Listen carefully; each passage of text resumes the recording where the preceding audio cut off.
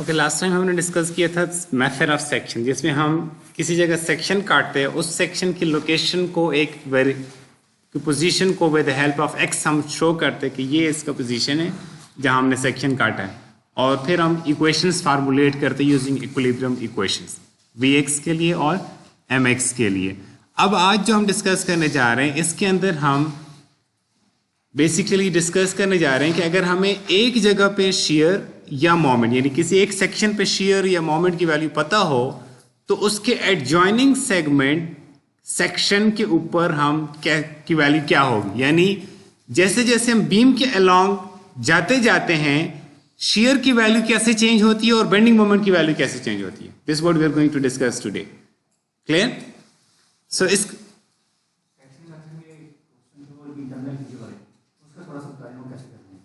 इसी के अंदर भी हम जब न्यूमेरिकल करेंगे तो वो दोनों मेथड्स हम यूज़ करेंगे। उसमें हिंज वाले प्रॉब्लम्स को भी हम करेंगे। उसमें से मोस्टली हम यानी अभी हम जो पढ़ने लगे हैं मेथड, जब न्यूमेरिकल करेंगे तो ये मेथड भी यूज़ करेंगे और हम सेक्शन मेथड भी यूज़ करेंगे, दोनों मेथड्स यूज़ करेंगे।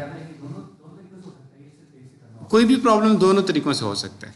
अभी हम इसको पढ़ लेंगे, फिर जब प्रैक्टिस करेंगे तो we will use both methods, combination use करेंगे। जी, सिर्फ मैंने एक्सेल पे प्लॉट करने का कहा है कि प्लॉट बेशक ना करें, उनको थोड़ा सा मुश्किल हो जाना था, इसलिए मैंने कहा एक्सेल पे प्लॉट नहीं करना, वैसे हाथ से प्लॉट करना, क्योंकि थोड़ा सा मैं इसलिए कह रहा था कि फार्मूलेशन थोड़ी मुश्किल हो जाएगी फार्मूले लिखने की, इसलिए मैंने एक्सेल का कहा था। बाकी करना है उसको ग्राफ शीट के ऊपर कर, ग्राफ कॉपी के ऊपर करना है उसको, ठीक है। उसमें अभी आज हम करेंगे तो आपको उसके कन्फ्यूजन होपफुली दूर हो जाएंगे। अगर स्टिल कन्फ्यूजन होंगे तो then we can look at a problem. अब आपके सामने एक प्रॉब्लम कर लेंगे। ऐसे नहीं है कि आपको मैंने बस थोपना है कि अब आपने करना ही करना है। आई विल मेक श्योर कि मैं आपको जितना रिक्वायर्ड है वो मैं आपको पूरा करवाऊँगा। सॉरी जी, सॉफ्टवेयर भी बताऊँगा तो असाइन, इसलिए तो 3 वीक्स के असाइनमेंट इसलिए दी हुई है ना, 3 वीक्स है ना उसकी डेडलाइन, इसलिए दी हुई है। वो सारे काम जो आपको असाइनमेंट में दिए वो सारे भी हुए नहीं थे। उसको अनाउंस करने का पर्पस ये था कि जितना आपने पढ़ लिया वो आप शुरू कर दें उसको करना। उसमें कुछ इससे इस मेथड से करने के भी मैंने कहा हुआ है कि इस मेथड से भी करने आज जो पढ़ा रहा हूँ। अब ये उस वक्त तो आप नहीं जारी कर सकते थे ना, आज पढ़ेंगे तो कर सकेंगे, ठीक है। Okay, so we were discussing कि इस मेथड के अंदर we will be developing a relationship between change in shear and loading, and similarly between so initially we'll be developing a relationship between change in shear as we go from one point to another point along the beam, and that change in shear will be related to the applied loading. Let's see how that method works. Now let's consider a beam simply supported, let's say, and subjected to a distributed load. Now keep in mind नहीं शोर, मैंने cable ही नहीं लगाई। अच्छा, इसका मतलब जो मैं कर रहा था आप देखा नहीं, वैसे मैंने कोई खास काम नहीं किया।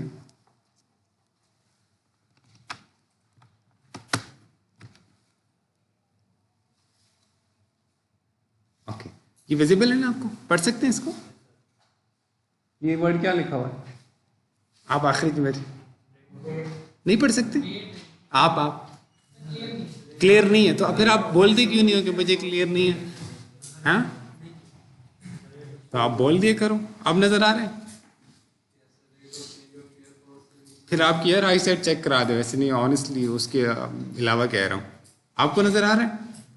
कोई और वर्ड पूछता हूँ आपसे, ये क्या लिखा हुआ है? यार आपसे नहीं, आपको तो नजर आ रही है, उसको नजर आएगा तो इसका मतलब आपको भी आएगा ना। आपको आ रहा है नजर? बेटे पहले चेंज हो जाओ ना, फिर पहले से टाइम को आप बैठे भी हैं, टाइम भी वेस्ट हो जाएगा और आपको नज़र नहीं आ रहा, इसका मतलब कि समझ नहीं आएगी। या आप कहते हैं तो मैं आपको इनको यहाँ से लेके मैं यहाँ ले जाता हूँ ताकि मैं ज़्यादा जूम कर सकूँ इसको, ठीक है। अब ओके, सो जब भी आप बैठे हो, अगर आपको कोई चीज़ नज़र नहीं आ रही तो आप ढल से कह दें कि आप जो पढ़ा रहे हैं मुझे तो नज़र नहीं आ रहा, तो आप या जगह चेंज कर दें या मुझे बता दें कि मैं जूम कर दूँ इसको। Anyway, so this is the beam we are considering, simply supported. So ये method it works best for distributed loading. It works best for distributed load. कोई भी डिस्ट्रीब्यूटेड लोडिंग हो दिस मेथड वर्क्स बेस्ट. जब इसमें distributed loading ना हो तो फिर ये इतना efficient नहीं है. So this method you should use for distributed loading. Sometimes we can use it for other loads as well, but most of the times it is best suited for distributed loading. ठीक है. So ये इसमें ये distributed load लग रहा है. इसका हमें ये नहीं पता कि इसकी ये हम ये नहीं कह रहे कि यूनिफॉर्मली डिस्ट्रीब्यूटेड है, यूनिफॉर्मली वेरिंग है. कोई भी एक डिस्ट्रीब्यूटेड लोड है जिसको हमने रिप्रेजेंट कर दिया W as a function of X, यानी intensity of load as a function of X, any intensity. अब हम ये कह रहे हैं कि अगर यहाँ पे एट X डिस्टेंस सेक्शन काटा होता तो वहां पे जो वैल्यूज ऑफ शेयर होती है वो उसको हम V और मोमेंट को M कह रहे हैं. यानी X डिस्टेंस पे जो V और M है उसको V और M कह रहे हैं, यानी शेयर और मोमेंट है उसको V और M से रिप्रेजेंट कर रहे हैं. ठीक, यानी हमने सेक्शन अभी काटा नहीं है, लेकिन अब मेरे ख्याल से आप समझ सकते हैं. अगर हम सेक्शन काटें, वहां पे शो करें, फ्री बॉडी डायग्राम ड्रॉ करके बताने की जरूरत है. यहाँ सेक्शन अगर मैं काटूं एट लोकेशन X, और जो आपको ये राइट साइड पे बीम नजर आ रही है, बीम का सेगमेंट नजर आ रहा है, इसकी अगर मैं फ्री बॉडी डायग्राम ड्रॉ कर दूं तो यहां पे ये है. ठीक हो गया, एट डिस्टेंस X. और अब मैं ये तो था ना, अगर मैं यहां सेक्शन काटता तो इस सेक्शन के ऊपर जो इंटरनल फोर्सेस होती है V और M से रिप्रेजेंट कर रहा था. अब मैं सेगमेंट कंसिडर कर रहा हूं यहां पे, small segment of the beam, जहां मैंने X डिस्टेंस लिया था उससे लेफ्ट राइट दोनों तरफ डिफरेंशियल स्मॉल डिस्टेंस में गया हूं. ठीक है, उसको बीम के सेगमेंट को लेने, इस बीम के सेंटर तक का जो डिस्टेंस है वो X है. और अगर इस सेगमेंट की टोटल लेंथ dx हो तो फिर ये भी dx/2, ये भी dx/2. ठीक हो गया, ये आप समझ रहे हैं अभी तक जो कंसिडर की हमने. सो बीम के अब हम further free body diagram draw कर रहे हैं उस small segment of the beam की जिसकी लेंथ dx है. क्लियर, ये जो सेगमेंट आपको शो कर रहा हूं मैं यहाँ पे, ये वही सेगमेंट है जो मैंने यहाँ पे आपको दिखाया ऊपर, बट इन लार्ज. हमने अब इसकी फ्री बॉडी डायग्राम ड्रॉ करने जा रहे हैं हम. अब ज़ाहिर फ्री बॉडी डायग्राम में हम दो जगहों से इसको बीम से अलग कर रहे हैं, इधर भी और इधर भी. इसका मतलब है दोनों जगहों पे कुछ इंटरनल फोर्सेस शो करनी पड़ेंगी हमें. तो इसलिए आपको यहां पर भी एक शेयर फोर्स नजर आ रही है और यहां पर भी. और साइन कन्वेंशन भी हमने वही रखी है जो हमने पहले डिस्कस किए हुए. ये पॉजिटिव फेस है तो इसके ऊपर positive direction, upward share is positive and counter clockwise bending moment is positive. ठीक है, एंड इस साइड के ऊपर ये नेगेटिव फेस है तो इस पे पॉजिटिव ये बन जाएंगी डायरेक्शंस. क्लियर है ये बात? अच्छा, अगर यहां पे शेयर फोर्स V है तो इससे इस साइड जाते हुए there will be some change. उस चेंज को हमने लिखा है इस तरह से. ये dv/dx क्या है? फर्स्ट डेरिवेटिव ऑफ V, यानी ये dv/dx बेसिकली इसकी स्लोप बनेगा. अगर शेयर फोर्स डायग्राम की स्लोप को हम डिफरेंशियल उसमें शो करना चाहें तो उसको क्या कहेंगे? dv/dx कहेंगे ना. I hope you understand this thing. तो अगर बस मैं आपको एग्जांपल दे रहा हूं समझाने के लिए. लेट्स से कोई शेयर फोर्स डायग्राम ऐसे चल रही थी, उसमें एक पॉइंट ये था और दूसरा पॉइंट ये था. इस शेयर फोर्स की जो यहां डायग्राम की यहां पे जो स्लोप है उसको आप ऐसे कहते हैं ना, फर्स्ट डेरिवेटिव स्लोप होते हैं ना ग्राफ का, अगर उस फंक्शन को प्लॉट किया जाए. तो अगर आप ये देखिएगा, अगर मैं ये चेंज कैलकुलेट करना चाहूं going from this point two this point, the change in shear force I can calculate it by, इस स्लोप को अगर मैं मल्टीप्लाई कर दूं विद दिस डिस्टेंस रन से. अब ये कितना है? अगर मैंने इसको dx/2 कहा हुआ है तो ये जो चेंज है this will be equal to dv/dx into dx/2. तो ये टोटल कितना हो जाएगा? ये वाला यहां तक तो v, इसको मैं v कह रहा हूं, ये वाला ये v है. इस लोकेशन पे सेंटर के ऊपर जो है ये v है शेयर फोर्स, और उस सेंटर से मैं dx/2 राइटवर्ड आ गया हूं तो वो जो चेंज आएगा that will be equal to dv/dx times जितना मैं राइट साइड पे आया हूं dx/2. Getting it? इसलिए आपको ये नजर आ रहा है यहां पे. Is this clear? इसी तरह लेफ्ट साइड पे अगर मैं जाता तो ये इसमें इस तरह से चेंज आता. Something similar has been done for bending moment as well. So what we are going to do next is we are going to apply simple equilibrium equation, summation Fy equal to 0 and summation M equal to 0. So when you do that, summing forces in the y direction, v, ये देखिएगा v plus dv by dx, ये वाली term पूरी, और फिर ये वाली term, इसके साथ नेगेटिव साइन आएंगे ना, क्योंकि हम इक्विलिब्रियम इक्वेशन लिख रहे हैं और हम अपवर्ड पॉजिटिव ले रहे हैं, तो इसके साथ नेगेटिव साइन आ जाएगा। और फिर उसके बाद आपको एक और जो चीज नजर आ रही है वो ये वाली है। असल में लोड यहां पे इस तरह से डिस्ट्रीब्यूटेड लोड लग रहा था, इस तरह से, उसकी इंटेंसिटी W। अच्छा, अब इसमें आप कहेंगे ये लोड की इंटेंसिटी तो वेरिएबल है, आप सेम इंटेंसिटी क्यों ले रहे हैं? मैं इसलिए सेम इंटेंसिटी ले रहा हूं कि मैंने जो इसकी लेंथ कंसीडर की है वो डिफरेंशियली स्मॉल लेंथ कंसीडर की हुई है, तो the difference between intensities of the two ends, and यहाँ पे जो इंटेंसिटी होगी, यानी मैं ये कह रहा हूँ कि मसलन अगर आप दो पॉइंट्स बहुत करीब करीब ले लें, एक पॉइंट मसलन यहाँ पे ले लें, दूसरा पॉइंट बिल्कुल उसके साथ करके ले लें, तो वहाँ पे जो दोनों की इंटेंसिटीज होंगी, जैसे तो इसके ऊपर ही आ गया, इसके साथ ही अगर मैं लेता यहाँ पे, तो दोनों पे जो इंटेंसिटी की वेरिएशन होती है वो नेग्लिजिबल वेरिएशन होती है और मैं एक वैल्यू यूज कर सकता हूँ। तो इसलिए मैंने एक वैल्यू W की यूज की है, और ये W क्या चीज है? बेसिकली x के ऊपर जो इसकी इंटेंसिटी है, intensity of load at distance x। अच्छा, इस W को मैंने dx से मल्टीप्लाई किया तो इक्विवेलेंट स्टैटिक लोड बन गया, और उसको मैंने यहाँ पे इक्वेशन में शो किया हुआ है with negative sign, because it is downward और अपवर्ड पॉजिटिव ले रहा हूँ। सो यहाँ से अगर आप सिंप्लीफाई करें, you will see that v and minus v could be cancelled out, और ये माइनस और माइनस मल्टीप्लाई होकर इसको प्लस बना देगा, and what you see is कि ये ऐसे कुछ सिचुएशन बन जाएगी, dv बाई dx और इंटू dx बाई 2, ये 2 टाइम्स हो जाएंगे ना, तो ये कैंसिल हो जाएंगे। एग्री? एग्री? और आगे है माइनस w dx। अब इससे dx कॉमन ले सकते हैं, जब dx कॉमन लेंगे तो ये किस तरह की सिचुएशन हो जाएगी? अच्छा, ये dv by dx minus w रह जाएगा, यही होगा ना? वैसे ये तो सिंपल मैथमेटिक्स कर रहा हूं, ये इक्वेशन यहां पे लिखी हुई है जो मैंने अभी लिखी है आपको। क्लियर है? ये सिंपल, अभी इसको सिंप्लीफाई किया और कुछ नहीं किया। अब इस टर्म में वही आपको मैथमेटिक्स में पता है कि अगर दो चीजों का प्रोडक्ट जीरो, इसका मतलब है ईदर वन इज जीरो और both are the other is zero. So for अगर dx is non zero, if dx is non zero, we have assumed certain length, इसका मतलब है कि वो जो लेंथ है वो हमने कोई नॉन जीरो लेंथ ली हुई है। सो dx is non zero, it means this must be zero. तो अगर ये जीरो हो तो आप इससे लिख सकते हैं dv by dx equal to w, this what you have over here, and this is the relation we were looking for. Change, लेकिन ये चेंज ऐसे सिंपल चेंज नहीं, ये इस वक्त जो इक्वेशन लिखी हुई है इसको आप वर्ड्स में कैसे डिस्क्राइब करेंगे? Rate of change of shear force. Rate से मुराद ये कि the change in shear force with respect to distance along span of the beam, dv by dx, या आप दूसरे वर्ड्स में slope of shear force diagram, ऐसे ही है ना, that is equal to the intensity of load. अब जाहिर है जरूरी नहीं कि शेयर फोर्स की डायग्राम की एक कांस्टेंट स्लोप हो, it can very along this length, along the shear force, along the beam.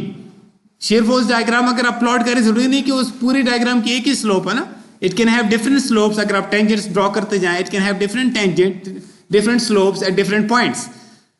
जिस जगह जितनी लोड की इंटेंसिटी होगी उस जगह शेयर फोर्स की उतना ही स्लोप होगा। इसका दूसरे अल्फाज में ये मतलब है, यही मतलब है ना।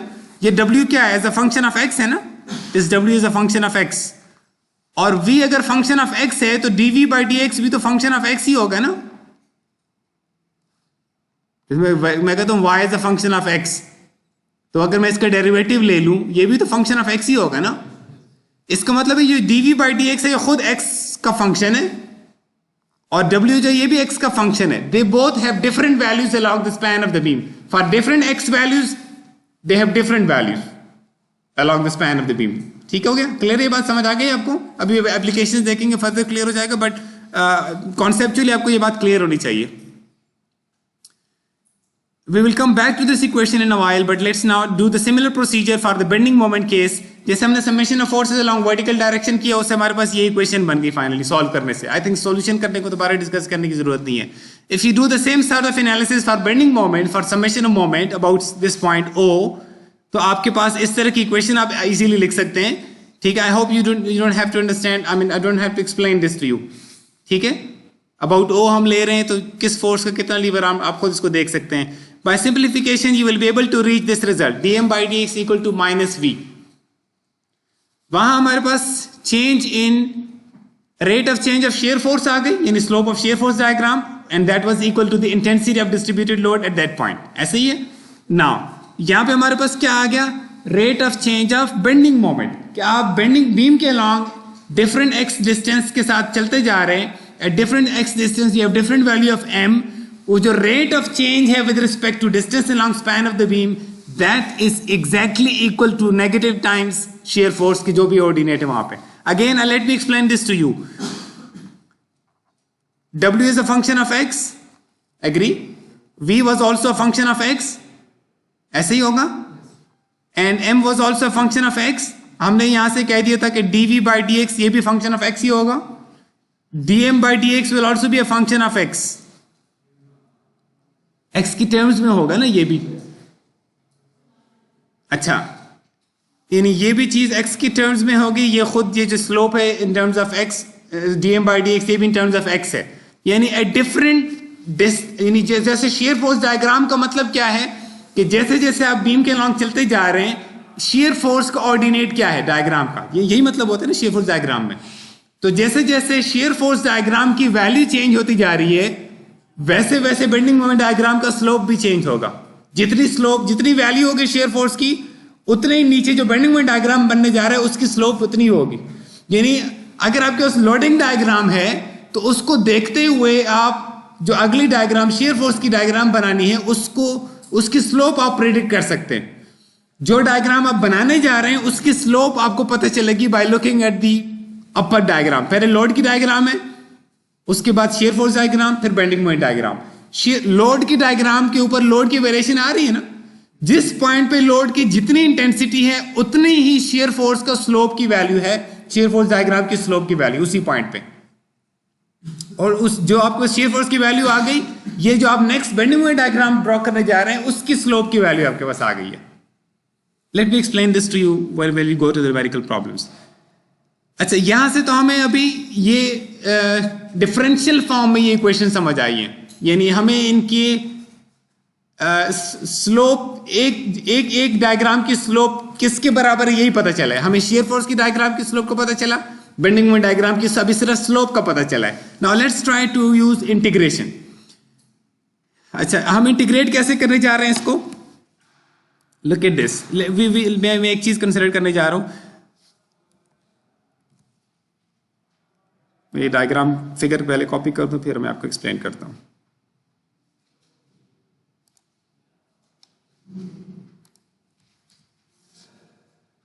अगर मैं कोई से दो points along the span of the beam ले लूं, एक को नाम x1 दे दूं और एक को नाम x2 दे दूं, और इसमें ध्यान रखिएगा मैं x2 लार्जर ले रहा हूं x1 से. ये देखिएगा, लार्जर ले रहा हूं, ये ओरिजिन है मेरा. यहां पे x की वैल्यू x1 है, यहां पे x की वैल्यू x2 है. सो जब भी मैं x1 और x2 की बात करूंगा, x2 में लार्जर ले रहा हूं x1 से, यानी लेफ्ट साइड से आते हुए पहले x1 फिर x2 आएगा, लेफ्ट साइड से आते हुए. ठीक हो गया? अच्छा, अब मैं कह रहा हूं कि now the problem statement is like this. अगर मुझे यहां पे शेयर फोर्स पता हो, आई रिपीट, अगर मुझे यहां पे शेयर फोर्स पता हो, how can I calculate shear force at this point? ठीक है, ये कैलकुलेट करने जा रहे हैं in terms of the previous value and sign the load. So look at this. ये इक्वेशन आपके पास है dv by dx equal to w. मैं इसको यहां पे रिपीट करने के लिए लिख देता हूं. ये भी हमें अभी डिराइव कर लिया ना, dv by dx equal to w. Agree? अगर मैं इसको ऐसे लिख दूं, differential change in shear force equal to w times dx, कह सकते हैं इसको. अगर मैं इंटीग्रेट करूं on both sides, so what I find is, अगर इसका मैं इंटीग्रल लूंगा, इसका मतलब ये कि मैं ये dv तो है ना differential change in shear force. अगर मैं इंटीग्रेट करूंगा between two points x1 and x2, तो उससे मेरे पास ये इसको अगर मैं इंटीग्रेट करूं बिटवीन x1 एंड x2, अच्छा ये स्मॉल x1 में लिख रहा था मैंने, कुछ इस तरह से लिखा कि आपको लगेगा कैपिटल है. अगर मैं ये कर दूं तो ये जो टर्म है, this can be described as just a difference between v2 minus v1. पता नहीं आपको इंटीग्रेशन का फिजिकल मीनिंग कितनी समझ आती है, लेकिन this is what it means. और ये जो टर्म नजर आ रही है, दिस टर्म, इसका मतलब क्या है? अगर मेरे पास W की ग्राफ प्लॉट हुआ पड़ा हो तो इसकी फिजिकल मीनिंग आप बता सकते हैं? I am integrating between x1 and x2 points. इसकी फिजिकल मीनिंग बता सकते हैं? ये W इंटू dx ये क्या चीज बन रही है? Is it area between, area under the W diagram between x1 and x2? जैसे आपने थोड़ा सा, हम लोगों का मसला ये कि हम लोग मैथ में y और x से बाहर निकलते ही नहीं है। तो अगर मैं लिखूं integral of y as a function of x, integral of i with respect to x और between maybe a and b, इसका मतलब यही होता है ना कि अगर मैं फंक्शन y को प्लॉट करूं और ये मेरा x है, ये मेरा y है, ये इसको मैं a पॉइंट कहूं और इसको मैं b पॉइंट कहूं, तो ये चीज बेसिकली इस एरिया के बराबर होती है। This what the physical meaning is definite integral का। हाँ जी, ये W is intensity of the load, यानी अगर इंटेंसिटी ऑफ द लोड का ग्राफ बना हो विद रिस्पेक्ट टू x, यानी versus x, intensity of load versus x अगर ग्राफ बना हो, तो the area of the load diagram, अगर मैं यहाँ पे बताना चाहता आपको तो यहाँ पे भी बता सकता। फॉर एग्जाम्पल मैं दो पॉइंट्स यहाँ पे ले लेता हूँ, ये एक पॉइंट यहाँ पे ले लेता हूँ, दूसरा पॉइंट यहाँ पे ले लेता हूँ, जैसे this x1, this is x2। ये ग्राफ बना हुआ है ना W का, तो इस ग्राफ के नीचे जितना एरिया है बिटवीन x1 एंड x2, ये इसके बराबर है। ये W as a function of x, और लेकिन मैंने as a function of x लिखा नहीं यहाँ पे, यही है ना। मगर मुझे तो यही मैथमेटिक्स समझ आई है, आप लोगों ने पता नहीं कौन सी वाली पढ़ी है। एनीवेज, सो ये जो मैंने आपको अभी यहाँ लिखा हमने, इसको हम कह सकते हैं, या आप इसको इंटरप्रेट कर सकते हैं as area under the load diagram. मैं इसको अब लोड डायग्राम बोल देता हूं, ठीक है,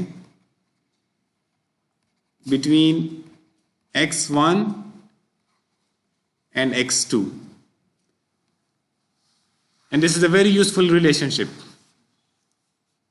हम इसको ग्राफिकली भी यूज कर सकते हैं by directly calculating the area under the load diagram between two points, और इसको एनालिटिकली भी कर सकते हैं। एनालिटिकली का मतलब ये है कि हम W as a function of x है, और हम W की जगह पे फंक्शन ऑफ जो W की value in terms of x put कर दें एक्चुअली इसके अंदर।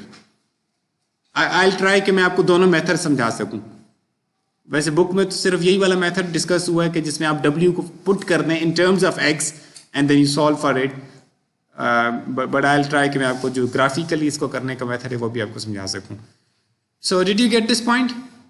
Similar treatment can be done to this equation. जो पहले हमने इक्वेशन डिराइव कर ली थी ना, ये वाली मोमेंट के लिए, ये वाली इक्वेशन, इसके अंदर भी अगर मैं इसको इक्वेशन को यहाँ पर रिपीट कर दूँ, dm/dx इक्वल टू -v।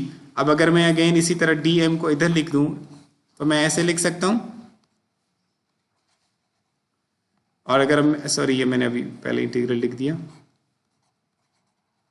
अब अगर मैं इंटीग्रल ले लूँ, I should say from x1 and x2,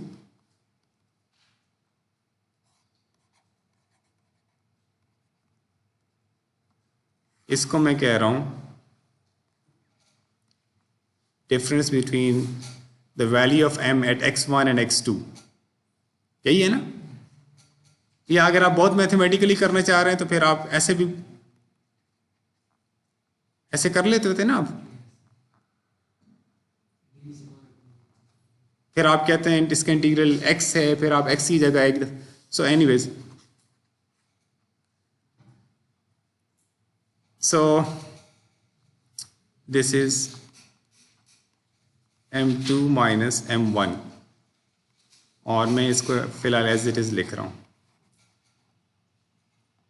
ये this is again another important result.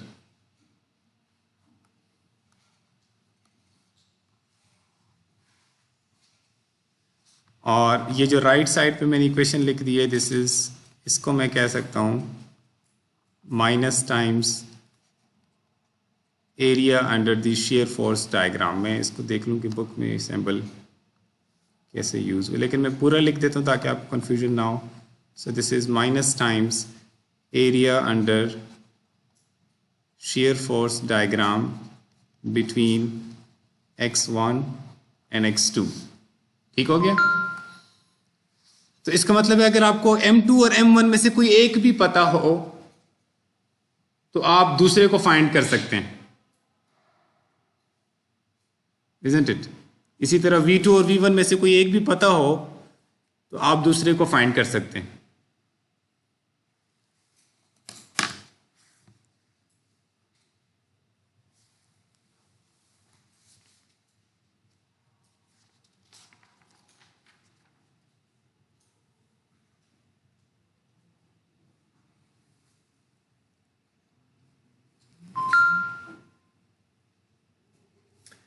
अच्छा, मुझे एक और चीज़ बताएं। मसलन मैं आपको एक चीज़ दिखाता हूँ, लेट मी शो यू।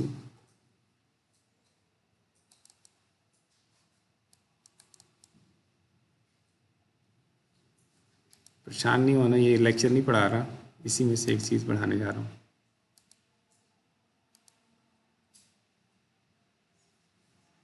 इसको ना देखिएगा, ये इसको, ठीक है, ये इस टॉपिक को भी ना, इसको भी ना देखिएगा।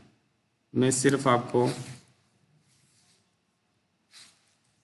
इस इक्वेशन को छोड़ दीजिए, मैं किसी और को, ये छठे सेमेस्टर का है, ठीक है, वहाँ से मैंने निकाला, लेकिन कॉन्सेप्ट वही वाला है तो इसलिए मैंने इसको यूज़ करने जा रहा हूँ। ठीक है, मैथमेटिकल एनालॉजी को सिर्फ देखिएगा जो मैं आपको मैथमेटिक्स बताने जा रहा हूँ यहाँ पे। अगर आपके पास ये फंक्शन है और इन टर्म्स ऑफ एक्स, इसकी ग्राफ मैंने ये प्लॉट किया हुआ है, ये इसका एग्जैक्ट वही यही इसी का ग्राफ है, ठीक है, जो मैंने अभी आपको दिखाया है इक्वेशन फंक्शन।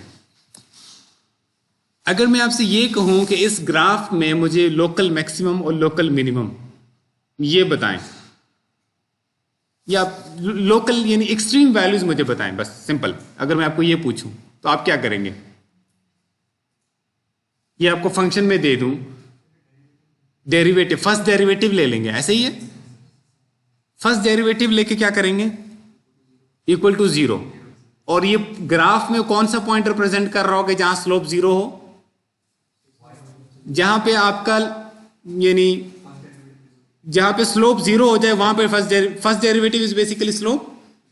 तो जहां पे एक्सट्रीम वैल्यू होगी, यानी जहां से कर्व फिर वापस आनी शुरू हो जाए, जैसे आपको ये पॉइंट्स नजर आ रहे हैं, ये वाले और ये वाले, ये एक्सट्रीम वैल्यूज है ना इसकी, इजंट इट? ये एक्सट्रीम वैल्यूज है ना, ये वैल्यू जैसे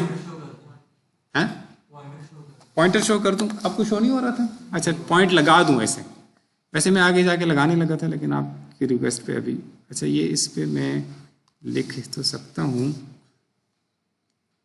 लेकिन थोड़ा सा टाइम लगेगा। ये ले, बस ये लें, आप कर दिया, ठीक है।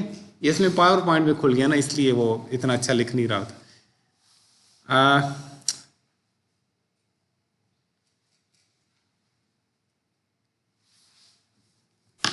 अच्छा, अब मुझे ये बताएं कि अब मैं फर्स्ट डेरिवेटिव इसका लूं और उस डेरिवेटिव को इक्वल टू 0 पुट कर दूं, फिर नेक्स्ट क्या करूंगा? चलो ये डेरिवेटिव ले लिया, यहां से रूट्स निकालेंगे, एब्सोल्युटली राइट। वो जो x की आएंगी वैल्यूज, वो x की कुछ स्पेशल वैल्यूज होंगे। क्या मतलब? उन वैल्यूज के ऊपर आपका जो फंक्शन है वो एक्सट्रीम वैल्यू अटेन करता है। यानी अगर आप अपने फंक्शन इसके अंदर वो वाले x के स्पेशल वैल्यूज अभी आप रूट्स निकाल देंगे, वो पुट कर देंगे, तो आपका जो y की वैल्यूज निकलेंगी, those will be some extreme values, isn't it? ये मैंने उसके रूट्स निकाल रहे हैं, यानी इस इक्वेशन के अंदर -1 पुट कर रहे हैं या 6 पुट कर दे तो आंसर आपका 0 बनेगा। यानी इसका मतलब ये है कि अगर मैं x इक्वल टू -1 यहाँ पुट कर दूं, अब मैंने वैसे फंक्शन में -1 पुट कर दिया है, तो मेरे पास एक्सट्रीम वैल्यू एक आएगी। एक वैल्यू मेरे पास -1 के करस्पॉन्डिंग एक्सट्रीम आ जाएगी, दूसरी मेरे पास 6 के करस्पॉन्डिंग एक्सट्रीम आ जाएगी, और ये यही वाली वैल्यूज है। ये 6.167 ये वाली वैल्यू है और -51 ये वाली वैल्यू है। ठीक हो गया? इसका मतलब है अगर आपको फंक्शन गिवन है और आपको मैं कहूं कि इसका एक्सट्रीम वैल्यू इसकी बता दो, वो पॉजिटिव वाली साइड पे मैक्सिमम हो या नेगेटिव वाली साइड पे मैक्सिमम हो, तो आप क्या करेंगे? फर्स्ट डेरिवेटिव ले लेंगे उसका, उसको इक्वल टू 0 पुट कर देंगे, वहां से x की सम स्पेशल वैल्यूज निकलेंगी, उन x की वैल्यूज के करस्पॉन्डिंग जो आपका फंक्शन है original function, that will have certain extreme values, isn't it? This is clear to you now? And now using this analogy,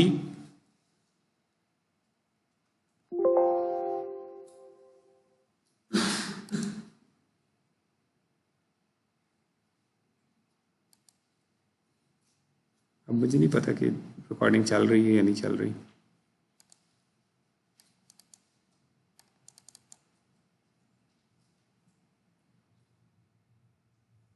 ठीक है, चल रही है।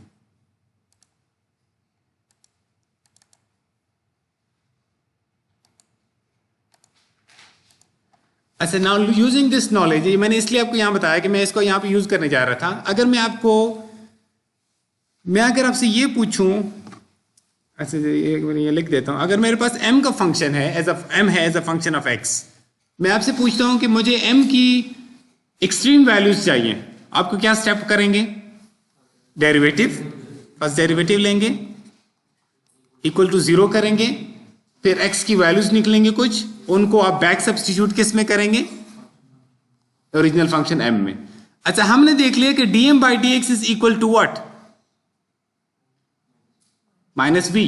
अब मैं पुट करता हूं dm बाई dx की जगह मैं माइनस b रखता हूं, मैं कह सकता हूं ये, इसका मतलब है कि जिस पॉइंट पे, I need your high attention on this point, जिस पॉइंट पे shear फोर्स 0 पे पहुंच रही हो, उसी पॉइंट पे bending moment will be reaching it's extreme value.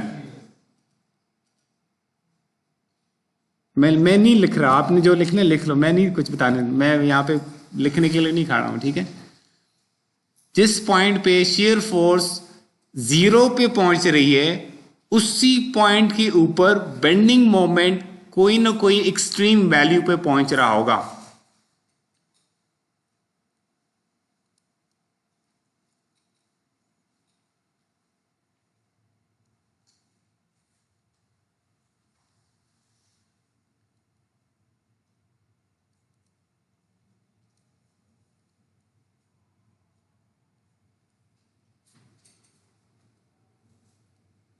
लिख लिया?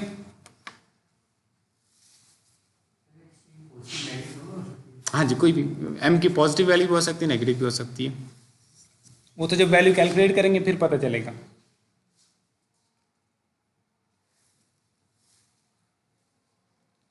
अच्छा, इसका मतलब ये हुआ कि अगर मैं आपसे कहूं कि मुझे पूरी बेंडिंग मोमेंट डायग्राम नहीं चाहिए, मुझे सिर्फ उसकी एक्सट्रीम वैल्यूज चाहिए बस, तो आप क्या करेंगे? आप shear फोर्स इक्वेशन सेट कर दें, यानी shear फोर्स की इक्वेशन सेट कर दी आपने, बेंडिंग मोमेंट का आपने अभी कुछ नहीं किया, सिर्फ आपने shear फोर्स की इक्वेशन सेट कर दी, और उस shear फोर्स की इक्वेशन को आपने देखा कि ये कहां पे 0 पे पहुंच रही है, by setting it equal to 0 and solving for x, तो आपके पास वो जो x की स्पेशल वैल्यूज निकलेंगी, आप सेक्शन ही वहीं पे काट दें। आई रिपीट, आपको मैंने प्रॉब्लम स्टेटमेंट क्या है, मैंने आपको एक बीम दे दी, मैं आपसे और कुछ नहीं पूछ रहा, मैं आपसे सिर्फ ये कह रहा हूं कि मुझे m की जो एक्सट्रीम वैल्यूज है वो बता दें कि कहां पर हैं और उनकी वैल्यूज बता दें। प्रॉब्लम स्टेटमेंट समझ आ गई? बीम मैंने दे दी, मैंने कहा एक्सट्रीम वैल्यूज निकाल दें, बेंडिंग मोमेंट की वैल्यूज निकाल दें और ये बता दें कि ये बीम में किस जगह पे ये वैल्यूज आ रही है, एक्सट्रीम वैल्यूज। ठीक हो गया? आपने सिर्फ क्या किया, shear फोर्स की इक्वेशन सेट कर दी और आपने ये डिटरमिन कर दिया कि shear फोर्स कहां पर अपनी वैल्यू 0 पे पहुंच रही है उसकी, shear फोर्स की, यानी x की वो वैल्यूज निकाल दी जिस पे आपका v 0 पे पहुंच रहा है। अब ये जो x की वैल्यूज आपके पास आ गई, बेसिकली ये इन्हीं x वैल्यूज के ऊपर अगर आप सेक्शन काट के बेंडिंग मोमेंट कैलकुलेट कर दें, तो सेक्शन मेथड से आपने जो वैल्यू निकाल दी बेंडिंग मोमेंट की, that will B an extreme value. क्या नहीं? एग्जाम्पल से फिर आपको फर्दर समझा दूंगा। Okay, one more situation. ये तो था कि अगर लोड डिस्ट्रीब्यूटेड है, इससे पहले जो हमने सेगमेंट लिया था, इस सेगमेंट के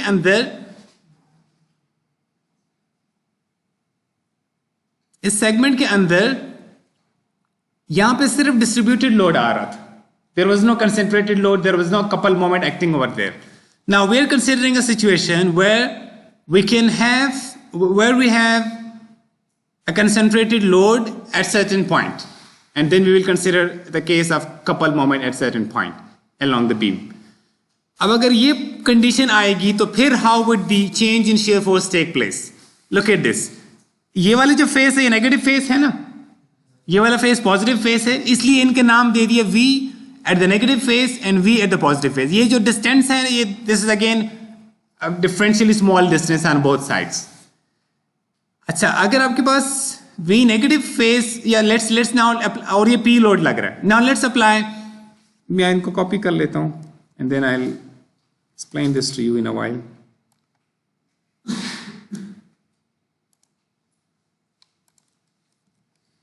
Now let's look at the first figure, this one. इस फिगर को देखिएगा, इस फिगर में मैं समेशन ऑफ एफ वाई कर रहा हूं, माइनस वी नेगेटिव फेस, ऐसे ही है,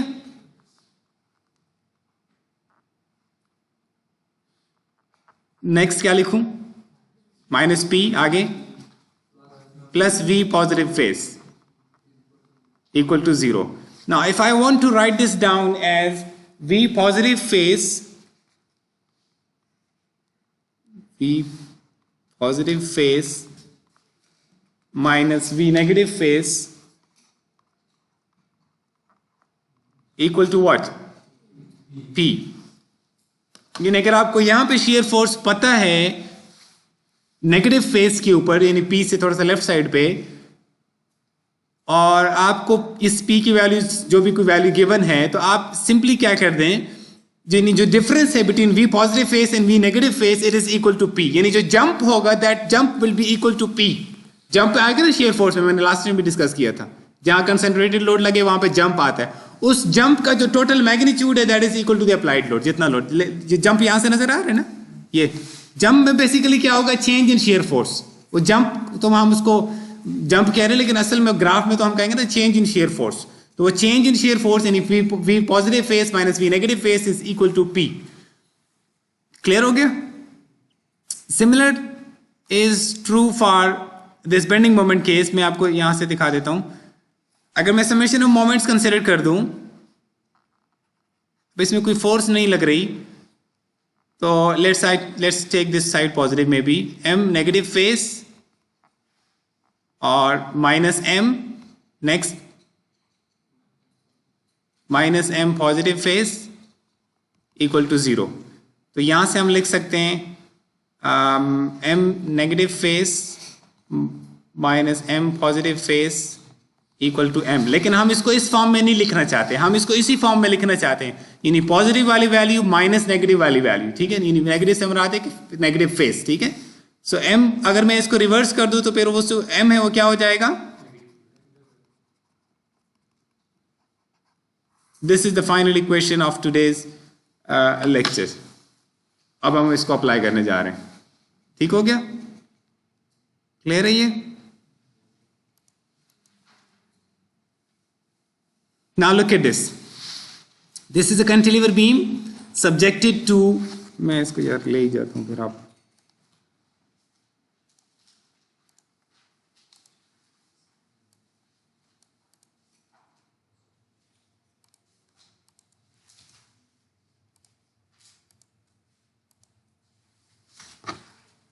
अब इसमें देखिएगा, this is a distributed load. इस केस में एक यूनिफॉर्मली वेरिंग लोड है. ठीक है, एग्री? इसका आप मुझे ये बता सकते, ये जो बना हुआ है यहाँ पे, आप सबको इसकी समझ आ रही है कैसे बना हुआ है? ये मैं बहुत पहले समझा चुका हूँ, इसलिए कि मुझे पता था ये बार बार आएंगे. अच्छा, जूम कर दूं? ओके, या मैं इसी को बड़ा कर देता हूँ. Is it okay now? Okay, so अब आप मुझे बताएं कि मैं एट एनी डिस्टेंस x अगर इसकी इंटेंसिटी यहाँ पे देखना चाहूँ, ये यहाँ पे इंटेंसिटी ये वाली, इसको मैं W as a function of x ये कह रहा हूँ, तो आप फाइंड कर सकते हो खुद से इसको. ये डिस्टेंस x है और ये L माइनस x है, या आप इन स्लोप वाले मेथड से बेस्ट आप इजीली कर सकते हैं इसको. सो हमें इसका स्लोप पता है, स्लोप इसका कितने है, WB बाय L. और मैं अगर इस डिस्टेंस से मल्टीप्लाई कर दूं, जहां जीरो वाले से स्टार्ट करके, जहां इसकी इंटेंसिटी 0 है वहां से स्टार्ट करके, तो ये क्या बन जाएगी, ये वाली इंटेंसिटी जो मैंने यहाँ पे शो की हुई है। एग्री? तो ये इस तरह से बनी हुई, इसका ये सबसे इसमें क्रिटिकल स्टेप है, डब्ल्यू एक्स की इक्वेशन बनाना in terms of X. Clear है ये? और डब्ल्यू ये एक कांस्टेंट वैल्यू है डब्ल्यू बी। डब्ल्यू बी का मतलब intensity of distributed load at point B. Okay, now let's see how do we work with this equations. सबसे पहले तो आप रिएक्शंस निकालना तो आता है ना आपको। मैं इसके रिएक्शंस यहीं पे डायरेक्टली इसके साथ लिख रहा हूं just to save on time. ये रिएक्शन होगा डब्ल्यू बी एल बाई 2 और ये मोमेंट होगा, मैं डायरेक्ट वैल्यू लिख रहा हूं, आप उसको बाद में कंफर्म कर सकते हैं इसको, ठीक है। मैं रिएक्शंस का मैं आपको मैं एज्यूम कर रहा हूं कि आपको रिएक्शंस फाइंड करना आते हैं, ठीक है। आप कहते हैं तो मैं इसको एक नाम दे दूं आर ए और उसको एम ए कह देता हूं, ठीक हो गया ना। ये चाहे नाम ना भी दे तब भी ठीक है, लेकिन चलो दे दिए। हमने लेट्स से हम यहां पे, अगर मैं यहां पे एक सेक्शन काटूं है distance x, let's do it. या मैं अगर डायरेक्टली वहां से पिक कर सकता हूं तो मैं वहां से पिक कर लेता हूं। ये चले नहीं है, मैं अब से चले सेक्शन नहीं मैं काट रहा, I am not getting section method से नहीं कर रहा, आप कंफ्यूज ना हो जाए कहीं। मैं सिंपली ये करने जा रहा हूं कि इस मेथड के अंदर देखो हमें सिर्फ डिफरेंस पता चल सकता है। हमारा जो इक्वेशन है ना वो कहता है m2 - m1 equal to this, v2 - v1 equal to this, यानी इसका मतलब हम सिर्फ डिफरेंस को कैलकुलेट कर सकते हैं। We need some initial value, ऐसे ही है ना। तो आप मुझे बता सकते हैं ये अब ये बहुत अगर आपको ये क्वेश्चन आ गया, इसका मतलब आपको कॉन्सेप्ट समझ आ गया। ए पॉइंट पे शेयर की वैल्यू कितनी है, प्लस माइनस साइन समेत बताना है इसको। ए पॉइंट पे shear force की वैल्यू कितनी है। Keep in mind shear force is an internal force. अगर मैं यहां पे सेक्शन काटूं just differentially close to A और मैं इसको ऐसे ड्रॉ कर दूं, यहां पे ये रिएक्शन होगा डब्ल्यू बी एल बाई 2, यहां पे मेरी shear force आनी है ना। तो आप मुझे बताएं ये जो shear force है ये इसकी वैल्यू पॉजिटिव निकलेगी या negative? All of you agree? और इसी तरह यहां पे ये मैंने अभी कंप्लीट डायग्राम ड्रॉ नहीं की थी, अगर मैं इसको शो कर दूं W B L square by 3, तो अगर मैं इसको शो कर दूं एम को बी, तो एम की वैल्यू क्या बनेगी? जो डायरेक्शन इसी की है वही डायरेक्शन इसी की है, minus W B L square by 3। नजर तो आ रहा है ना? यानी इसका मतलब है v at point A is this and ms at point A is this. Agree? अगर मैं इस अपनी सारी डिस्कशन में इस पॉइंट को 1 कह दूं, A वाले पॉइंट को, यानी जहां पे मेरी x की वैल्यू x1 हो, यानी हम कहते हैं ना x1 और x2 के बीच में, तो मैं x1 ले रहा हूं, इनिशियल जो फर्स्ट मेरा पॉइंट है वो A वाले पॉइंट को ले रहा हूं, और B पॉइंट में एनीवेयर एट डिस्टेंस x ले लेता हूं, यानी जो बी से 2 वाला जो पॉइंट, 2 वाला जो सेक्शन है। क्लियर हो गया? 2 वाला जो सेक्शन कहां पर है? At distance x from origin. इसका मतलब है ये v1 है और ये m1 है। ऐसे ही हुआ ना? मैं आप सिर्फ ये चाह रहा था कि आपको ये पता चल सके कि ये रिएक्शन की वैल्यू है। ये डायरेक्टली शेयर का मैग्नीट्यूड तो इतना ही होगा जितना आपकी ये रिएक्शन का वैल्यू है, लेकिन वो पॉजिटिव होगा या नेगेटिव होगा ये डिपेंड करेगा कि ये फोर्स की डायरेक्शन किस तरफ जा रही है, क्योंकि शेयर फोर्स तो इंटरनल फोर्स है। ठीक है? सो अब अगर आप इक्वेशन अप्लाई करें, हमने इक्वेशन क्या पढ़ा था? v2 minus v1 equal to integral w dx from x1 to x2, यही पढ़ा था। हमने देखा v2 को हम नाम दे रहे हैं vx, v2 को हम क्या नाम देना चाह रहे हैं, क्योंकि हमने x लोकेशन पे उसको लिया है ना, और v1 को हम जो भी नाम तो हमने दे चुके हैं, वैल्यू भी हमारे पास है ये वैल्यू। सो मैं अब लिखने जा रहा हूं माइनस, ये वाला माइनस, ये माइनस था और उसका आगे अपना माइनस है, ठीक है, कंफ्यूज ना करना इसको, इक्वल टू w की वैल्यू मैं पुट करने जा रहा हूं यहां से, W B by L times x और इसका इंटीग्रल लेना है बिटवीन x1 एंड x2, और x1 मेरा 0 है, x2 कितना है x। Did you get this?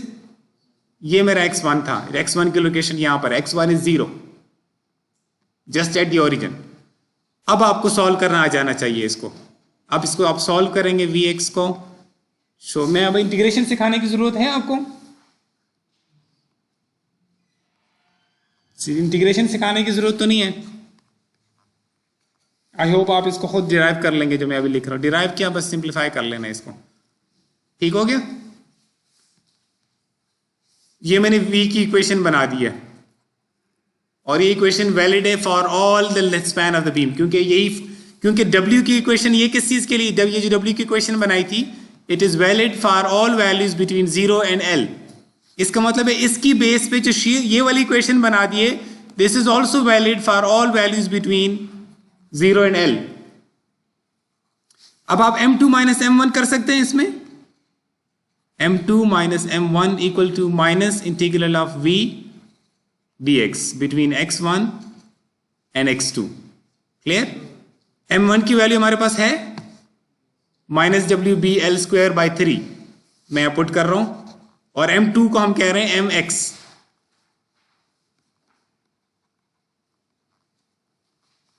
यही वैल्यू थी, इक्वल टू माइनस, अब यहां पे क्या पुट करेंगे v, वो v कहां से आएगा, यहां से W B by 2 minus L plus X square by L dx x1 and x2। Agree? So mx is equal to, यहां से अब आप इंटीग्रेशन खुद कीजिएगा, x1 and x2 are 0 and x। So अब इसको, बाकी तो ये इंटीग्रेशन सॉल्व करने वाली रह गई ना, सिंप्लीफाई करने वाला रह गया सिर्फ। So you will obtain W B times minus X cube by 6l plus L X by 2 minus L square by 3। ठीक हो गया? ये m की इक्वेशन भी बन गई। यही इक्वेशन सेक्शन मेथड से भी बनाई जा सकती थी, इस मेथड से भी बनाई जा सकती थी। एग्री? सेक्शन मेथड के अंदर आप सिंपली सेक्शन काट के जिस तरह आपने पढ़ लिया उस तरह से कर लेते, लेकिन यहां पे हमने इंटीग्रेशन से भी देख लिया, ग्राफिकल यानी डिफरेंशियल इक्वेशन या इंटीग्रेशन की इक्वेशन से हमने देख लिया कि वहां से भी we can get those answers. अच्छा, अब अगर मैं आपसे कहता कि I need to know that value, I need to know the extreme values of m, तो आप क्या करते? इस v की इक्वेशन को क्या करते? इक्वल टू 0 करते। आपके ख्याल में क्या आंसर आएगा इसका अगर मैं पुट करूं इक्वल टू 0? अगर इसको इक्वल टू 0 पुट करूंगा डब्ल्यू बी बाई 2 तो वैसे ही खत्म हो जाएगा ना। तो मैं कहूंगा minus L plus X square by L equal to 0, यही कहूंगा। मैं कहूंगा X square by L equal to L, मैं कहूंगा एक्स स्क्वायर इक्वल टू, अच्छा ये एक्स स्क्वायर ही था, equal to L square. Agree? Plus minus है बेसिकली, लेकिन माइनस एल तो हमारे पास है ही नहीं ना इसमें। एक्स की सारी वैल्यू पॉजिटिव है ना, हमारा 0 से 0 नेगेटिव, माइनस एल तो फिर वो बीम का उधर जहां है ही नहीं बीम वहां पे पहुंच जाएंगे ना। सो सिर्फ एक वैल्यू में ले रहा हूं। इन इसका मतलब है ये एक्सट्रीम वैल्यू कहां पे अटेन करेगा? At X equal to L के ऊपर। यानी इसका मतलब ये कि इसका जो स्लोप है वो कहां पे जाके 0 होना है? x इक्वल टू एल के ऊपर, एक्सट्रीम वैल्यू के ऊपर। और वहां पे उसकी जो एक्सट्रीम वैल्यू है, आप अगर आप x equal to L put कर दें यहां पे, x की जगह पे अगर आप यहां l पुट कर दें तो आपका आंसर क्या बनेगा?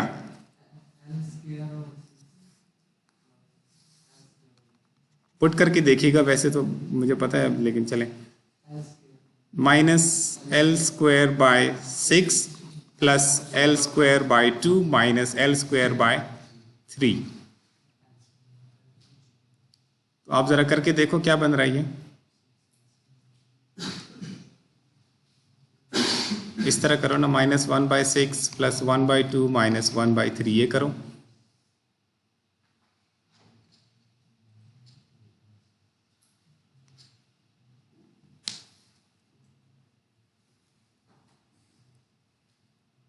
यार बहुत सुस्त हो आप। हाँ, 0 आ रहा है ना, 0 आ रहा है।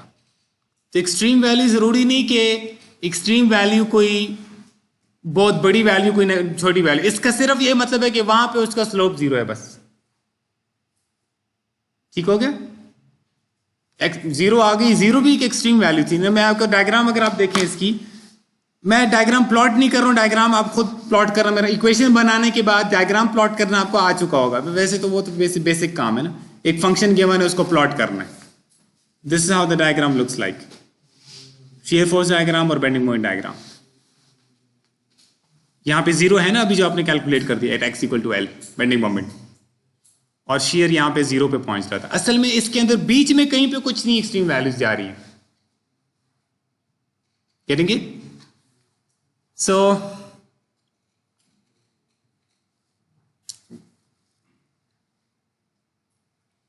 ये डायग्राम, अच्छा इसकी ये क्वाड्रेटिक सेकंड डिग्री लाइन होगी ना, क्योंकि शेयर की जो इक्वेशन है उसमें x² आ रहा है, तो ये सेकंड डिग्री की लाइन होगी। और ये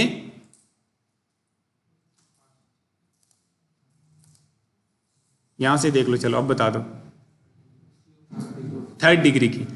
अच्छा आपने एक ट्रेंड नोट कर लिया, अगर लोड 1 डिग्री है, 1 डिग्री ना, इसे x⁻⁴ अगर लोड 1 डिग्री फंक्शन है तो shear force 2 degree second degree और मोमेंट थर्ड डिग्री। क्यों? क्योंकि हम रिलेशनशिप्स कुछ इस तरह के बन गए हैं, क्योंकि हर दफा हम इंटीग्रेट कर रहे हैं, इंटीग्रेशन से पावर एक इंक्रीज हो जाती है ना।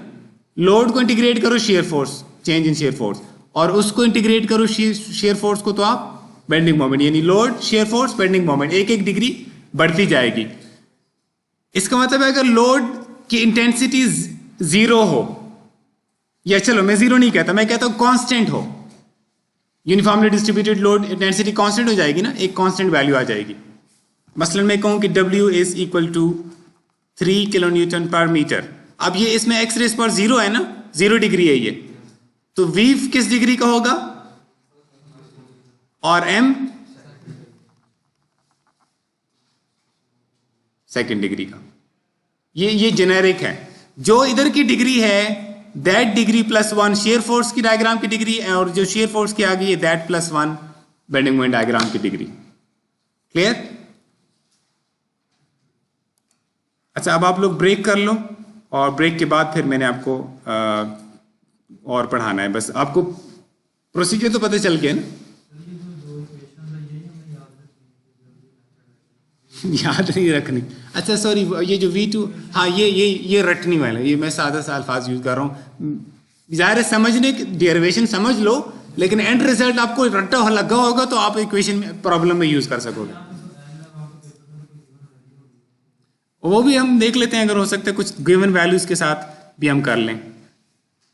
चलो जो आपको मैंने प्रॉब्लम दी हुई है ना, उसका जो असाइनमेंट दी हुई है उसका पहला प्रॉब्लम मैं आपको इसी मेथड से अब कर देता हूं, ताकि आपको थोड़ा सा आइडिया हो जाए कि how to deal with this. ठीक है जी?